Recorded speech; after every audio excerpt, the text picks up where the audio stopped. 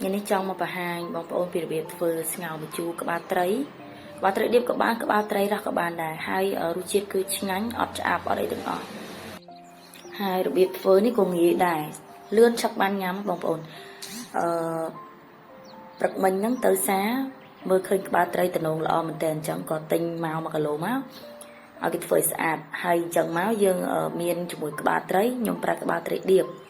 ហើយនឹងមានជាមួយនឹងគល់ស្លឹកគ្រៃស្លឹកក្រូចហើយខ្ទឹមសនិងម្ទេសហ្នឹងគេមិនដឹងហៅម្ទេសអីបងប្អូនមិនសូវស្គាល់ទេវាស្តៀងម្ទេសផ្លោកដែរហើយអាហ្នឹងគឺស្លឹកម្ជូរត្មុំយើងលាងវាស្អាតហើយហាន់អញ្ចឹងមកធ្វើការដាំទឹកប្រហែលទឹកមកល្មមមកបន្ទាប់មកទឹកពុះយើងបង់គ្រឿងដែលយើងមានហ្នឹងដូចខ្ទឹមគល់ស្លឹកគ្រៃក្រូចហ្នឹងចូលទៅហើយ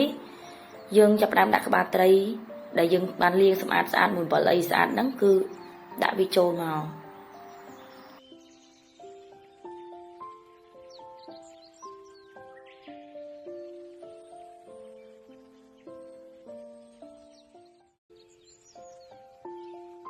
បន្ទាប់ពីដាក់រួចរាល់ហើយយើងចាំឲ្យទឹកយើងពុះសិននៅពេលទឹកសឡយើងចាប់ផ្ដើមពុះហើយចាប់ផ្ដើមបង់គ្រឿងចូលតែម្ដងបងប្អូនហើយកុំភ្លេចពេលដែលបង់គ្រឿងហ្នឹងកុំភ្លេចកាយពពុះអីចេញផង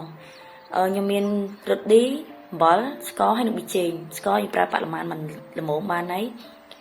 ព្រោះសឡម្ជូរយើងអត់យកផ្អែមទេហើយខ្ញុំប្រើជាមួយនឹងទឹកត្រីដែរអញ្ចឹងណាព្រោះសឡម្ជូរនេះយើងអត់ប្រើប្រហុកទេបងប្អូនតែខ្ញុំប្រើជាមួយទឹកត្រីជំនួសវិញទឹកត្រីជិត1វែកបាយ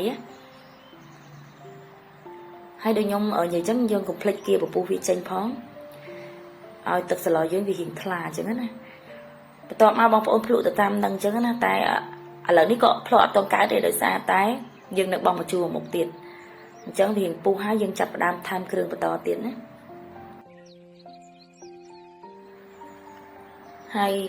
សម្លខ្ញុំលាយជាមួយនឹងបាយដែរបងប្អូន